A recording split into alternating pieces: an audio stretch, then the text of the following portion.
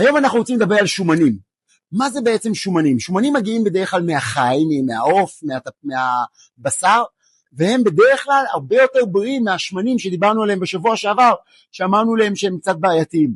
אנחנו לא רוצים לאכול המון שומנים, כי זה לא בריא, אבל אנחנו כן רוצים לאכול שומן. חלק מהוויטמינים והמינרלים מתמוססים בשומן, אנחנו צריכים את השומן בגוף שלנו, באוכל שלנו. אבל יש שומנים כמו אבוקדו או טחינה, שהם לא שמנים, אבל הם שומנים הרבה יותר בריאים מכל השומנים האחרים. הם שומנים שהגוף שלנו זקוק לו בשביל להתפתח, כדי שהעור שלנו יהיה יפה, כדי שהשיער יהיה יפה, כדי שהגוף שלנו יקבל את כל המינרלים, ויטמינים וכל הדברים שהוא צריך. אז כן, לא לפחד משומנים, לאכול שומנים גם מהבשר, אבל בייחוד לנסות להקפיד לאכול שומנים מאבוקדו, טחינה, אגוזים, אלה שומנים שבאמת באמת הגוף שלנו ממש ממש צריך אותם. אז תהיו בריאים, להתראות, גל ירדני.